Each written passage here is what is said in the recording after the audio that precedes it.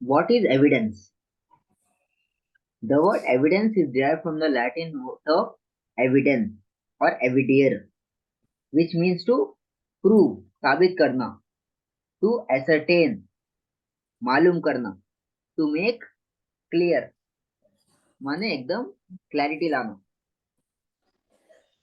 As per Bentham, evidence क्या है? Any matter of fact, effect of which is to produce a mind, a persuasion, affirmative, disaffirmative, existence of fact. A fact sought to be proved is a principal fact, and the fact which tends to establish is evidentiary fact. तो क्या है? A fact which sought to be proved is a principal fact. मतलब देखिए, the sun rises in the east is a fact or not? Yes. तो sun rises in the east, ये क्या है? Principle fact है, माने मेन फैक्ट, मेजर फैक्ट. अब इसको प्रूव कैसा करते? आप सुबह में उठ के सुबह सुबह देखे जाके सूरज किधर से आ रहा, तो वो क्या होगा? Principal fact, evidentiary fact. अब रात में सुबह में दोपहर में उठ के बोल रहे थे भाई सनराइज इन द ईस्ट वाले मान सकते कभी? नो. सुबह सुबह उठेगा, फजर के बाद जाके देखे ओके सूरज इधर से तुलू हो रहा, इधर गुरूब हो रहा, तो आप डायरेक्शन देख लिए, ठीक है, ऊपर नॉर्थ, सामने ईस्ट, पीछे वेस्ट, साउथ बोल के, समझ आ गया? तो जो जो भी फैक्ट, जो प्रिंसिपल फैक्ट को प्रूव कर रहा या एस्टेब्लिश कर रहा था उसको बोलते हैं एविडेंशियरी फैक्ट. अब सेक्शन 3 देखिए, अगर आप बेर एक्ट खोले तो बेर एक्ट में which section talks about evidentiary, which section talks about evidence? Section 3. Evidence क्या है ये नोट डाउन कर लीजिए, बहुत ज्यादा इंपॉर्टेंट है. What is evidence? Please read.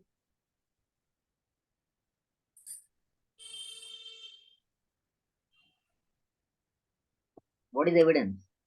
Interpretation clauses bill के लिखे हुए हैं sir, section 3. Section 3 interpretation clause, उसके आगे आओ. इंटरप्रिटेशन क्लॉज में और आगे आओ, डॉक्यूमेंट के बाद.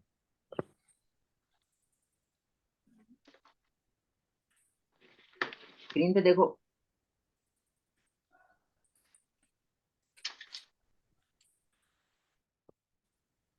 हेलो, हाँ यस सर. ओपन कर लिया एविडेंस एक्ट. हाँ करे सर. तो एविडेंस क्या है? Evidence means and includes. Evidence का मतलब और इसलिए क्या क्या आता है एविडेंस में, क्या है पढ़िए. All statements which the court permits or requires to be made before it by witnesses in relation to matters of fact under inquiry. तो क्या है? Evidence means and includes all statements which the courts permits or require to be made before it by witnesses. Court permit करना और witnesses जो आके गवाही दे रहे, तो वो क्या होगा? एविडेंस में आते. In relation to matters of fact under inquiry, all such statements are called oral evidence. So what are oral evidence? All statements which the court permits or requires to be made before by it by witnesses in relation to the matter of fact under inquiry are called oral evidence. Clause 2 क्या है?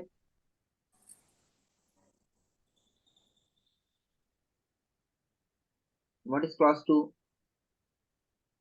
All documents including electronic records produced for the inspection of the court. All Such documents are called documentary evidence. एक तो आप जुबानी बोल सकते, एक लिखी हुई चीज बोल सकते. अब पहले टेक्नोलॉजी नहीं थी तो क्या पेपर पे लिखते थे, लेकिन अब क्या है, इलेक्ट्रॉनिक रिकॉर्ड्स आ गया, ईमेल है। अब वी आर, अब जो मैं आपको पढ़ा रहा हूँ इलेक्ट्रॉनिक फॉर्म में ही पढ़ा रहा हूँ आपको मैं। Yes. जैसा सीआरपीसी हाँ है, सर, इलेक्ट्रॉनिक में ही है, लैपटॉप में पढ़ा रहा हूँ आपको मैं, Yes, ईमेल sir. में है, पीडीएफ फाइल्स में पढ़ा रहा हूँ। तो जो भी इलेक्ट्रॉनिक है includes including electronic records produced for the inspection of the court. The documents are called as documentary document. evidence. ठीक है, समझ में आ रहा?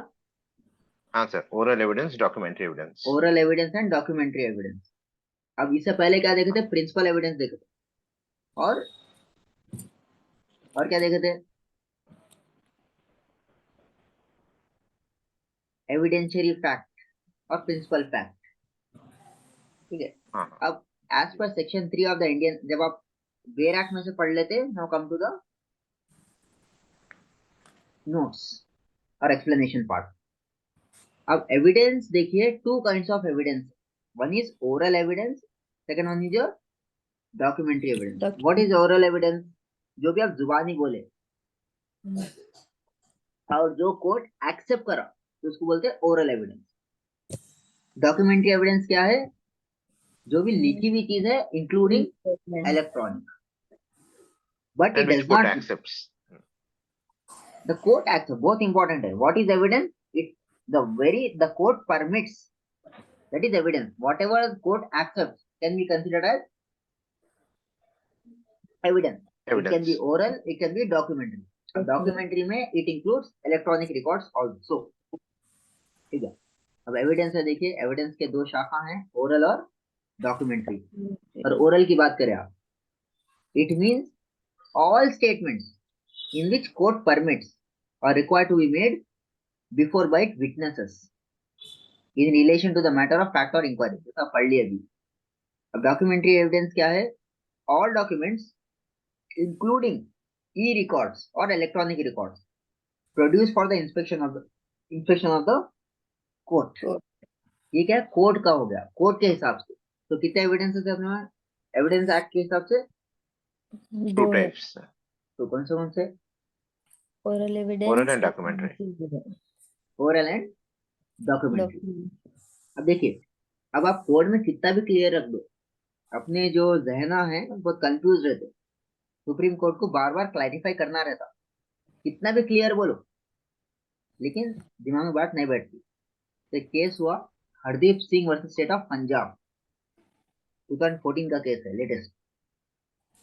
The court has held that definition of evidence is exhaustive.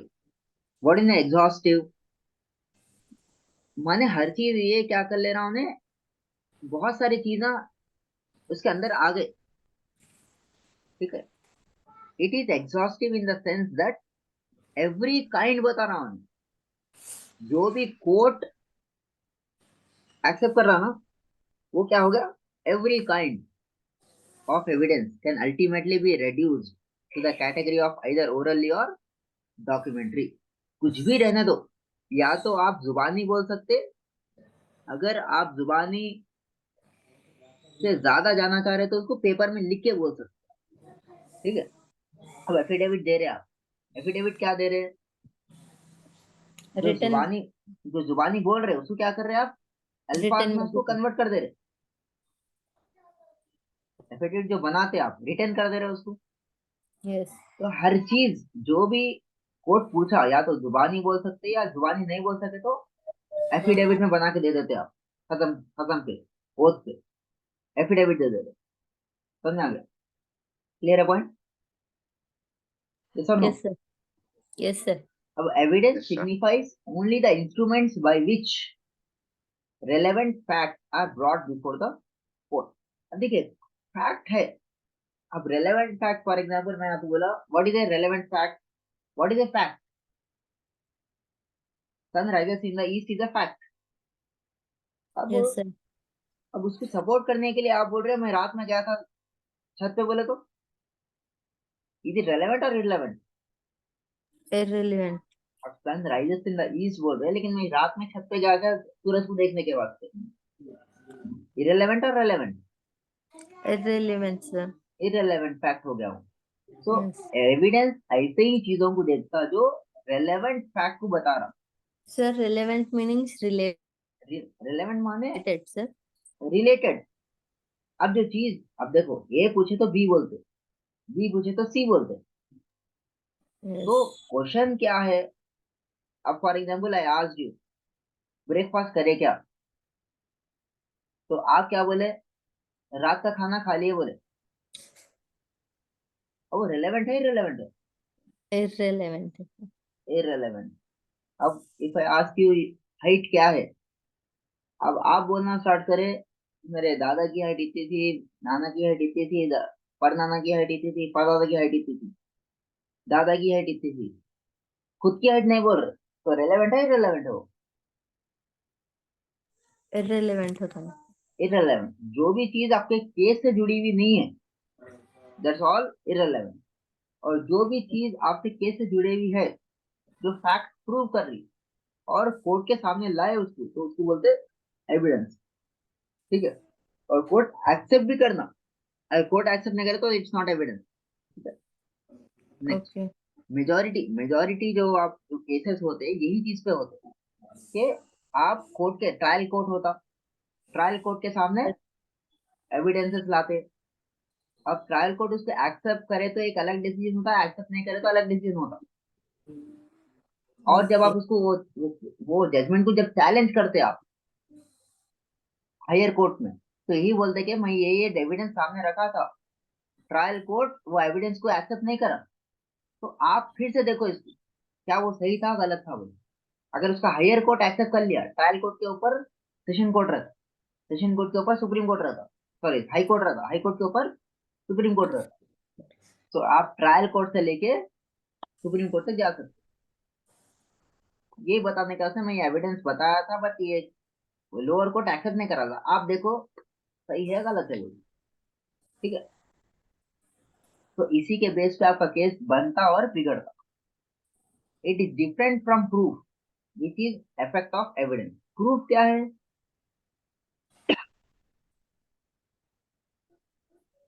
What is proof?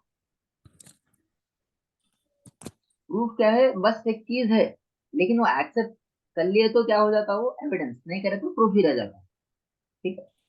अब as per फ्रिप्सन, evidence is testimony whether oral, documentary or real, legally received, prove or disprove। तो इतना याद रखने की जरूरत नहीं है आपको, इतना याद रखो। तो Hardeep Singh versus state of Punjab में सुप्रीम कोर्ट क्या बताया? Supreme Court definition of evidence is तो exact. जो भी चीज सुप्रीम कोर्ट सेट, कोई भी चीज जो आप या तो आप ओरली बता सकते हैं या लिख के बता सकते हैं, वो क्या हो गया? एविडेंस हो गया, Evidence. बता। ठीक है? It is exhaustive in nature. Exhaustive in nature माने कंप्लीट इन इटसेल्फ, खुद में ही पूरा मुकम्मल है वो। क्लियर है पॉइंट? Yes, sir. जो चीज खुद में ही मुकम्मल रहती है उसको बोलते हैं exhaustive. Nature is very exhaustive. मतलब अगर आपको पूछे नेचर इज एग्जॉस्टिव, मतलब कुदरत खुद ही में कंप्लीट है। अगर आप आसमान देखे, कुछ वो गलती दिखती क्या उसमें? No. जमीन देखे तो कुछ गलती दिखती क्या उसमें? समंदर है, पानी है। जब ये चीज को आप ऑब्जर्व करते, तो they are very exhaustive in nature, complete in itself. ठीक है? क्लियर है पॉइंट? Yes, sir. नेक्स्ट, अब देखिए एविडेंस समझ में आ गया। एक कैटेगराइजेशन है oral and documentary as per the code. अब देखिए देर इज डायरेक्ट एविडेंस। अब डायरेक्ट एविडेंस क्या है? Please read.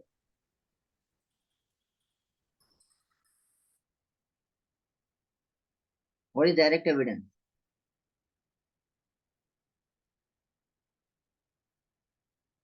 Direct evidence in which, Direct evidence is evidence when proves the fact in dispute directly without any inference or presumption.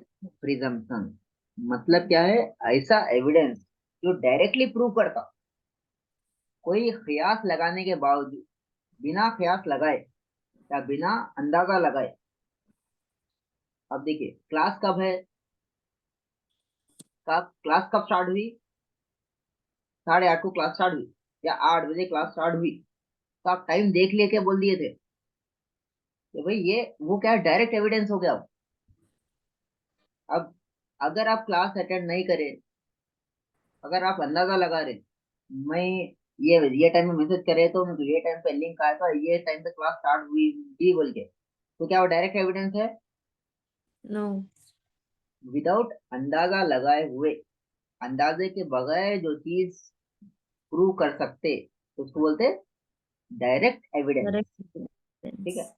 The principal fact is proved directly by Witnesses. witnesses, documents or things. It is It based is on very precise point in issue, unusual. is known as direct evidence. In case of example, in case of murder, if the witness saw the accused committing the offense, then the evidence of witness will be direct evidence. Direct evidence. Direct evidence अगर अपने आंखों से देखा तो वो direct evidence हो जाता, लेकिन आंखों से नहीं देखे, खाली ने आते तो देखे थे घर में वो टाइम पे, that will become a circumstantial evidence. लेकिन आप आंखों से देखे उन्होंने मारा, तो ऑल जो अगर आपको जो वीडियो रिकॉर्डिंग रहती, वो डायरेक्ट एविडेंस आता है, इनडायरेक्ट एविडेंस आता? Because the video recordings. Video recordings Direct evidence. There all direct evidence, Directly. दिख रहा, ठीक है, समझ में आ गया? There all Yes. Direct evidence. Evidence. In the next class, we'll discuss the circumstantial Evidence. evidence. ठीक है, तो इसके बहुत डिटेल में है ये difference between direct and circumstantial. Let us complete this circumstantial, then we'll from next class we'll deal with differences. अब देखिए what is circumstantial evidence? Circumstantial evidence is not defined under Indian Evidence Act. अब देखिए direct evidence क्या है, आपको बेरा खोलिए। हाँ सर.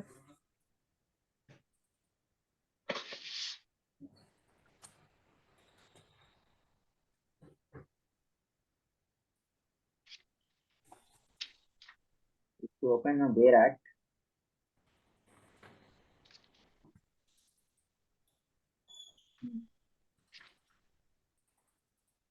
direct evidence इधर है। Okay, so we will come to the evidence part.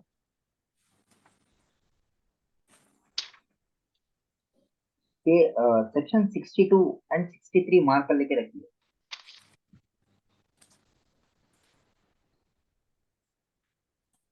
Section 62 क्या है एविडेंस का?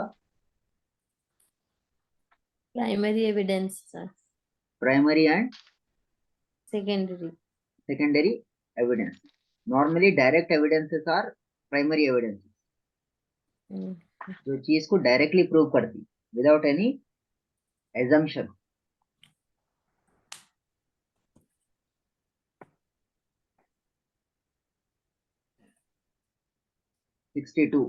Primary evidence means document itself produced for the inspection of the court. Of the court. So circumstantial evidences are not defined in the Indian Evidence Act. It is the relates to the series of the other facts. The facts is issue, माने situation के लिहाज से जो चीज को आप समझ रहे वो बोलते हैं कनेक्टिंग द डॉट्स, बोलते connecting the points. It means evidences of circumstances. When there is no direct evidence available, then the courts look into the circumstances which are linked or which can be linked to provide evidence. In case of circumstantial evidence, the effort of court is to find out whether the crime was committed by the accused. क्या accused crime commit करा क्या? The circumstances as proved form themselves into a complete chain unerringly without any गलती के pointing toward the guilt of the accused. क्या बोलते? So what are circumstantial evidence? पहला point तो क्या है? It is not defined in the Evidence Act. Second चीज क्या है? जो डायरेक्ट एविडेंस जब नहीं रहा तो जब सर्कमस्टेंशियल इस्तेमाल करते, और सर्कमस्टेंशियल क्या है? हमेशा एक चेन में चलना, एक से एक पॉइंट आप कनेक्ट कर सकना. अगर पॉइंट कनेक्ट नहीं कर सक रहे तो सर्कमस्टेंशियल एविडेंस काम को नहीं आता. ठीक है. और इसमें क्या है? गलती नहीं होना. अगर गलती हो गई तो एक बेगुनाह को सजा मिल जाती. तो सर्कमस्टेंशियल एविडेंस बहुत ही इंपॉर्टेंट होते. ठीक है. So by this we complete our today's class, in which we have discussed the direct evidence and circumstantial evidence. और evidence क्या है? Section 3 oral and documentary including e-records, then principal fact and evidentiary fact देखे. फिर उसके बाद में we have seen application of the Evidence Act, and the first thing we saw substantive law and procedural law. And one thing which I did not tell you, who drafted this Evidence Act? Sir James. Sir James Fitzjames Stephen. Fitzjames Stephen. तो क्या है? Sir J.F. Stephen. याद रखिए. So who drafted this evidence? Sir James F. Stephen. ठीक है. तो point याद रखिए. It is very very important. So by this we complete our today's class.